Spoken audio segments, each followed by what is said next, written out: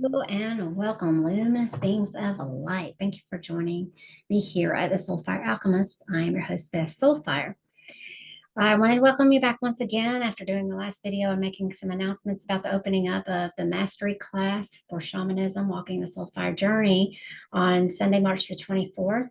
I welcome you if you're interested to go and check that video out down below and watch that one that's got all the pertinent details and information. If you're really interested, you can just shoot me an email at beth@soulfireministries.net. My name's Beth Soulfire. I am to be coming up to be here as soon as I finish one of my thesis statements, a doctor of metaphysics and a doctor of divinity. But I'm also a shaman, a way shower, a teacher. I'm the holistic, I consider myself like the holistic healthcare provider because, I help you with all things, all matters holistic in my private practice. Um, we counsel here at the ministry people nutritionally, so that would be physical. We can do Thai yoga therapy, shamanism, Reiki. There's neurolinguistics programming, hypnosis, astrology. There's many, many tools that we use that involve the body, the mind, the emotions, and also the soul or the spirits, depending on what words you like to use. This is what makes something holistic because you cannot treat one without treating the rest of them and expect for it to be successful. But I come to you today talking to you mostly about what shamanism is. So if you don't know what shamanism is, if you're the type of person that's like, well, I think I know what it is, but I'm not sure. I've heard the term thrown around. I've heard appropriation. I've heard indigenous people. I've heard witch doctor. I don't know what you've heard, right? There's a million things that you could hear about shamanism. I received my call through death, right? I almost hesitate to say that, but I had a near death experience 11 years ago. Um, and I suffered a really severe and sudden illness that put me in a coma for 5 days and on life support for 2 weeks. So, that was my calling. And it took me a few years to really understand it. And I come from a very strict Christian background. So I didn't really understand what it meant. It took me a few years to really come into that understanding. And the shaman presented to me, the universe came to me, and I met my teacher and began my learning and my mentorship and my apprenticeship with her subsequently and learned how to do the energy medicine of the shaman. I first began by building my mesa, which is your stones. It's a little pack that holds all of your stones. There's 12 stones in that pack. Each represent the three directions. There's a 13th stone in the middle that represents the one that your shaman gave you. Sorry about that. We had a little interruption in our internet. So I'm not really sure where I was, but my purpose here is to explain shamanism. So I think I was talking about the medicine wheel and the first round of the medicine wheel and what you accomplish. But just to put it in short, what you're doing is you're healing past traumas, right? You're pulling things up from the subconscious mind and you're healing those traumas through this work. And you are bringing parts of yourself that were lost through these traumas, what we call soul parts, and doing soul retrieval. And you're retrieving parts of your higher self that have never come through, that can come through and aid and assist you. And you're coming through to assist power animals and allies in the spiritual world that come to aid and assist you on your healing journey and become they either are your deeply well, deeply wise ancestors, or they are spirits of angels and teachers and other guides that probably have been with you your whole time on your walk in life, but maybe that you've never communicated with. And so this is kind of the beginnings of, speaking about what shamanism is. But shamans work with helping spirits, like I said, and the energies to restore wholeness and balance and power to people, to places, to animals. All of these, anything that you could imagine in the world, right? So shamanism is within and of itself is about relationship and love. That is the bones of the work, is that you are working in this world to create love, to bring light into the world, And that's really at the heart of shamanism, at least in the faith tradition that I hold. But shamans perform energy work. So this is referring back to the energy medicine that I was talking about. So there are particular formulas that we follow for a healing session, but also there's wide open room for intuitive work because a large part of this is intuitive. So when I say the word intuitive, you might understand the word psychic, which is a muscle. Everybody has this ability. It's something that you exercise. Um, Most shamans are called through some sort of physical difficulty, death, big life change or transformation. It's very hard for them to get through. There are many ways in which somebody can feel called to this sort of work. But always and forever, it is my belief and my experience that spirit chooses you for this work. It's not the other way around, and it's usually not something that you just go out looking for. You have felt, seen, witnessed, observed, realized, and heard and felt a calling that is very strong, and it's something that you can't deny, and you cannot get away from it no matter how much you try.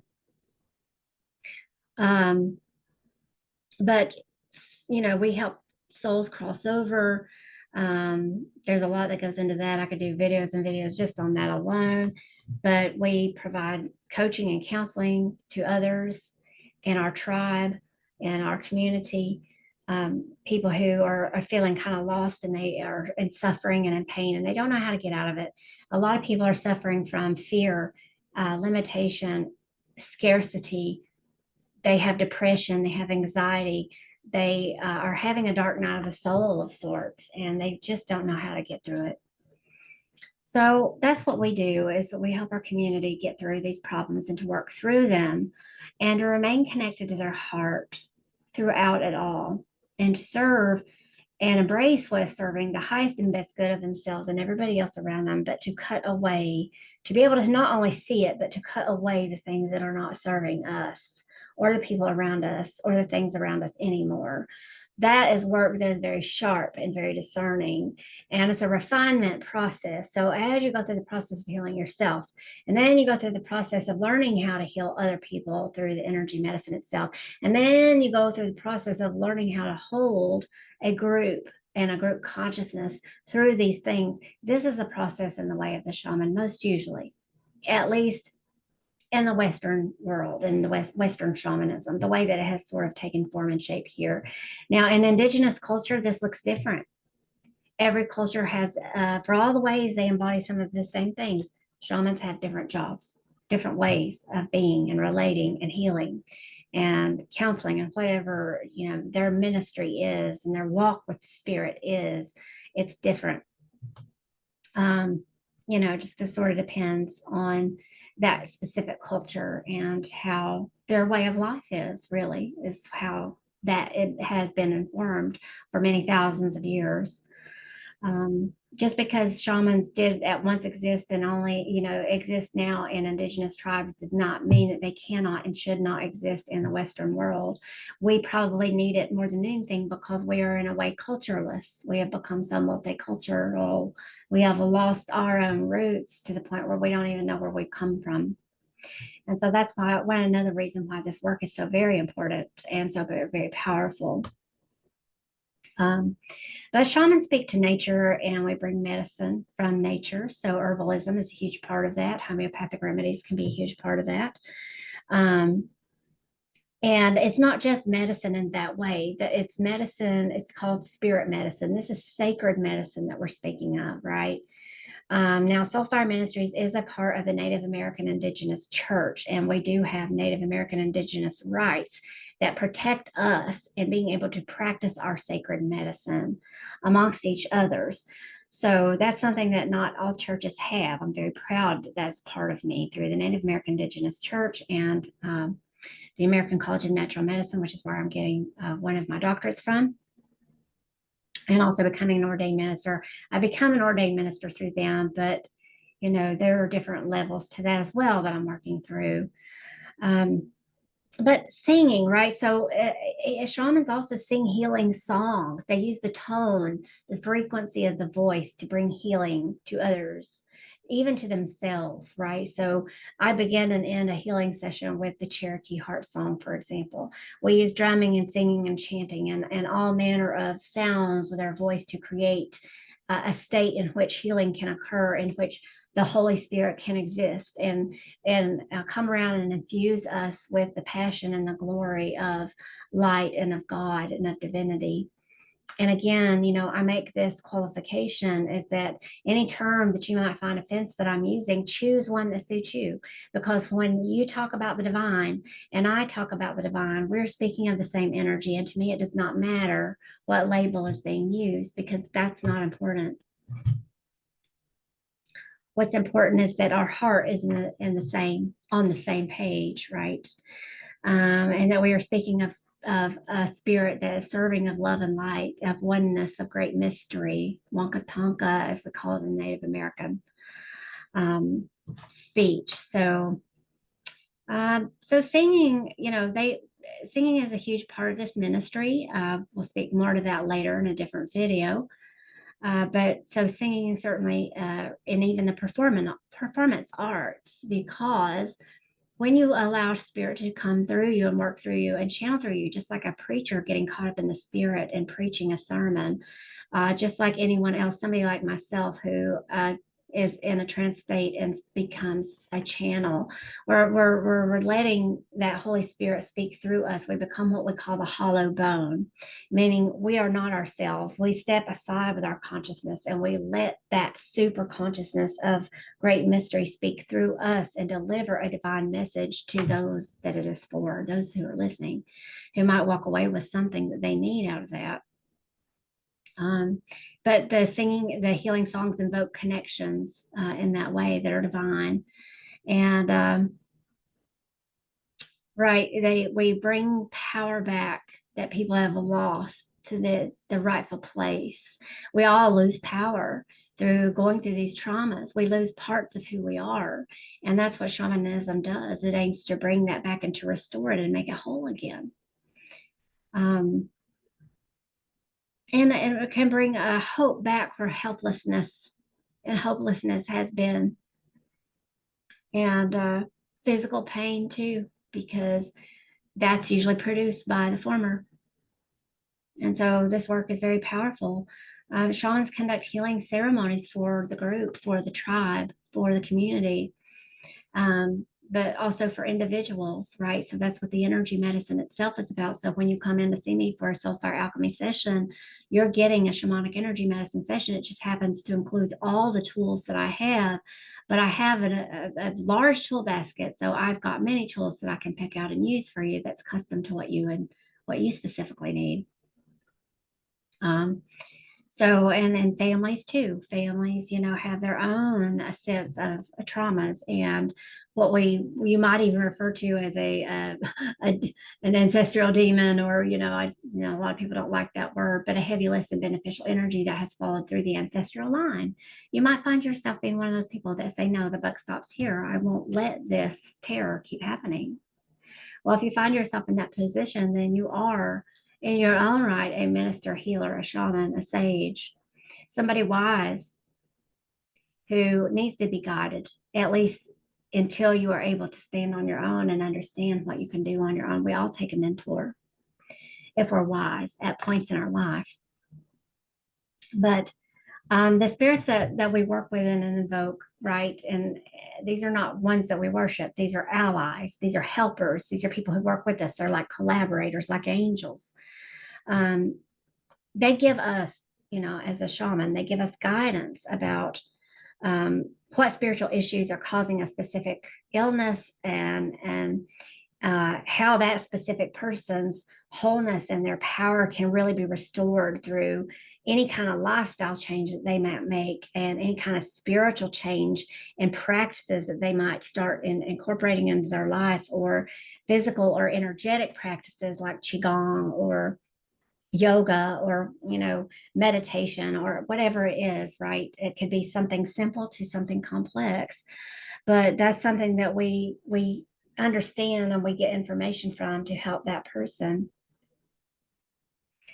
So the mindset of a shaman is there's different ones throughout cross-culturally throughout the world. I'll just put it that way. But we have a different viewpoint, right? We see things from a very different perspective than most people on this planet. I have a mentor myself. His name is James Burgess.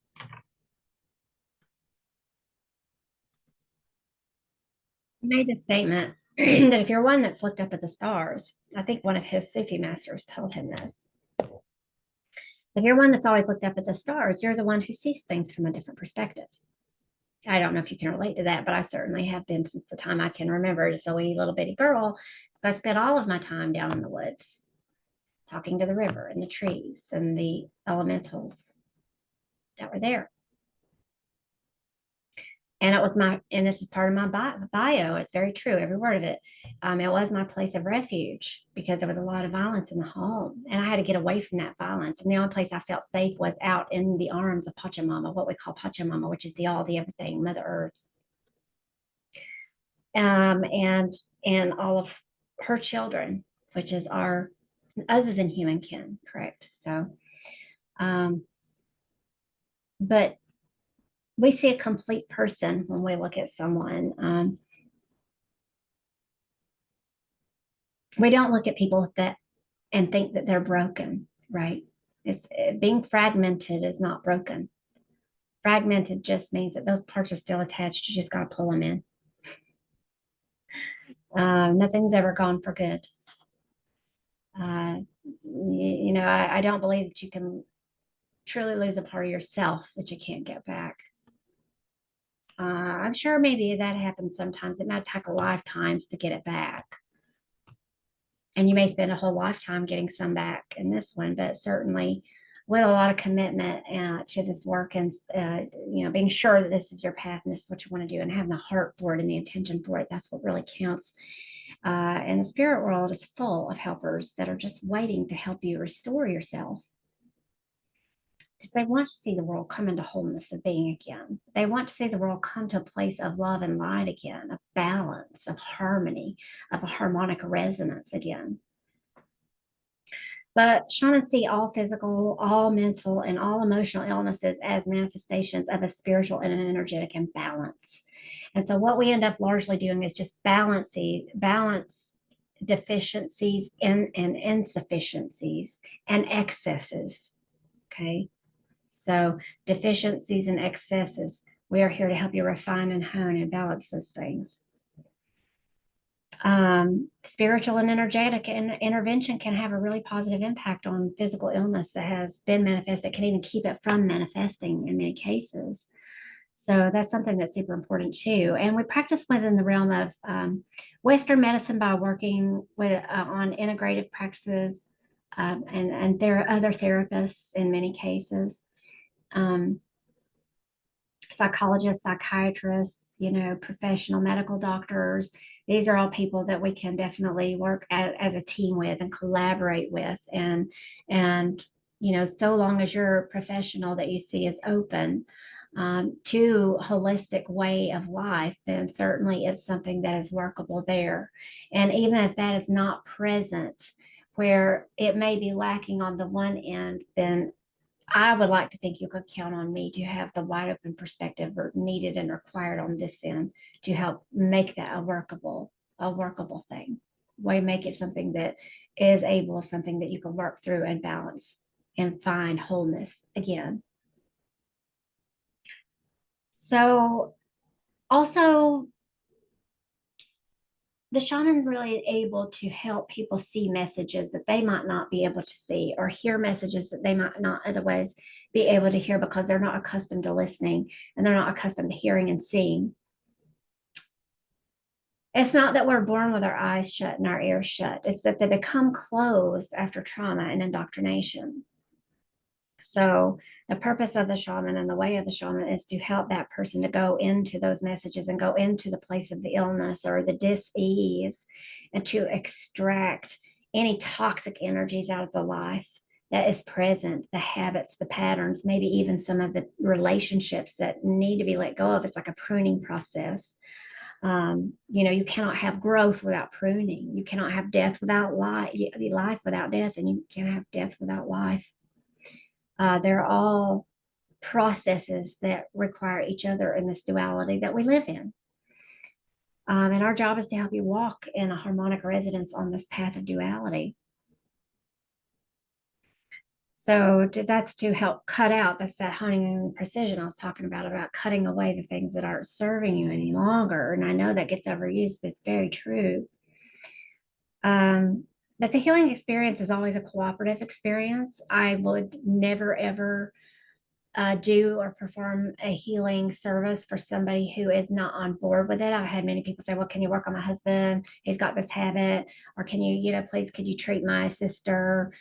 No, not without their permission. They have to agree to that. Why? Because if they're on a soul level, they're not agreeing to that and they're not ready for that. Not only could it wreak havoc, but maybe just as importantly, it doesn't do anything. It goes over their head and they go about their merry way. And then maybe they develop some sort of block, even more against being able to heal that dis-ease, as it were. So there's always collaboration and cooperation involved, and the integration process with a person or the animal that we might work with, or a place, a land, a territorial, no, that's not the right word, but any sacred land. We're not. To us, all land is sacred. So it could be land that needs healing. There could be issues happening on that land that need to be rectified and balanced. And that is part of the job of the shaman. Not all shamans do it. I'm just trying to describe to you what shamanism is so that you have a more full and a better understanding of exactly what it is that is done in shamanism. So the shaman has a tendency to work with a person's god or gods. That's why I said that I'm an interfaith minister, because I have to meet you where you are. If I'm a Christian and I'm trying to speak to you about Jesus, but that's not your belief and you're a raised Buddhist and you believe in Buddha, you're not going to really understand what I'm saying. And so I have to speak many languages. And so part of being an interfaith minister and a shaman is to be able to speak many different languages, at least as far as I'm concerned in the Western world. And in my own practice, that's how I do it. So it's never contrary to the higher powers that somebody else is divinely connected with or regards. It's never in counteraction to that. It's always working with that for the best and the highest good of that person, their individual life, their path, their timelines, their family, their lineages, their future, all of the above. So in a nutshell, that's what shamanism is. I could probably sit and talk about this at length even more, but if you're interested in learning more and it sounds like something that really calls to you, I want to invite you to apply. Now, this is an application process because I can only take 8 people, and we have to make sure that we are the right fit, that you're the right fit for the work.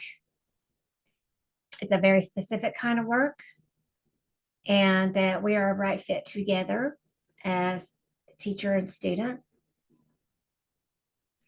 And we need an interview. So I encourage you just to go ahead and shoot me an email. It's super simple, beth@soulfireministries.net.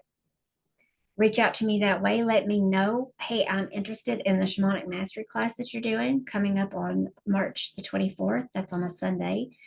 Let me, I want more information. How can I schedule an appointment? That's all you got to say. Or just let me know. In the subject line, you can put master class, right? For short. I'll know what you mean. This is a master class to see if you're going to be the right fit for walking the SoulFire journey. I'm not saying I'm not going to open that up in June when we start in the South direction to other students. This mastery class is it's a very interesting and very special to me. And it's for the ministry itself, for SoulFire Ministries. And so if you'd like more information about that, reach out to me at the email address, beth@soulfireministries.net. Be patient with me on the website. I would tell you to go to the website for more information, but honestly, this stuff is not yet updated. I will be sending this video, the video that I previously done rather, out to my email list first so that they already have dibs on this. And I've already got way more than 8 people on that wait list. So if you are seeing this, video, that means you are the public that is not on my wait list. And if you're interested, you might want to shoot me an email like right now, because I have a feeling it's going to fill up really fast. And we just need like a little 15-minute interview, which we'll schedule. And if we're a good fit together, then we'll get you into the class. And I can't wait. It's going to be super exciting. You can go to the video that I uploaded just before this one. So if you go to my feed, you'll see this one on top. Go to the one below it. I'll link it below as well. And just check it out. I gave you all the information and details on the class, and as well as the upcoming Walking the SoulFire Journey path coming up in June. We'll be starting finally the medicine wheel for the year-long mentorship process. And this is the first round, right? So it would get you the medicine wheel start. And then just like my teacher did it, similar in her fashion, rather, because what I teach is different from what she teaches, although it embodies many of her teachings. Mine, I have gathered and curated so many tools from other teachers, my own knowledge, my own wisdom, my own trauma, and what has been produced from the healing of that trauma all goes into these classes. And yeah, I'm super excited about doing them. I'll be doing a live on the 19th, which is on the equinox, on the spring equinox. And we're going to be having our kind of a New Year celebration. So I invite you to come to that as well. The sun will be moving into Aries. It's also the International Day of Astrology. So there's a lot to celebrate. The moon rather will be moving into Aries on the 19th. So yes, indeed, this to me, it's always more of a new year energy in March, because we have the equinox and we move into the Aries energy, which is the very beginning, the very, very first zodiac sign, the very, very first constellation in our wheel of the zodiac. And it gets us started on a new journey in many respects. And so if this is something that interests you, these sacred mysteries. This is a mystery school, and I am looking for some special people to attend this mystery school, especially to start. So if you feel called and pulled to that, I really, really encourage you to reach out to me again, Beth at soulfireministries.net, soulfire, SOULFIRE. And yeah, I'd love to talk to you, have a little interview, and see what we can cook up. It's going to be lots of fun. We're going to do a lot of ceremony, a lot of ritual. We're going to be doing some guided journeys. We're going to be talking about the ancestors, the elementals, Mother Earth. We're going to be talking about all of the sacred things that go into and embody not only shamanism, but the sacred work of blending the astrology with it to form what I call shamanic astrology. But there are so many other things that I pull into it. I don't even have time to go into it on this video. But thank you for tuning in. If you're interested in more information, please do go get signed up on my newsletter now. That's an absolute imperative. You can check that out at bestsoulfire.com. Any little pop-up box that you see pop up, just put your email and your name in, and that'll get you signed up for the newsletter, okay? And then that way you can stay abreast of all the happenings and the goings on, because we're going to be doing a whole lot of releasing new classes and events, and I don't want you to miss out on any of it. It's going to be great. We're going to be putting on some fundraiser events that are going to be super fun this year, and we're doing the whole art support for the community. So this is going to be lots of things to look forward to. So thank you so much for joining me here today and taking a few moments out of your day, this whole, 30 minutes that you've been watching, to learn a little bit more about what shamanism is, and to, hopefully I'll be seeing you on this journey. If you feel like this is you and you feel that little peck, answer the call, send me an email. And I will see you on the flip side.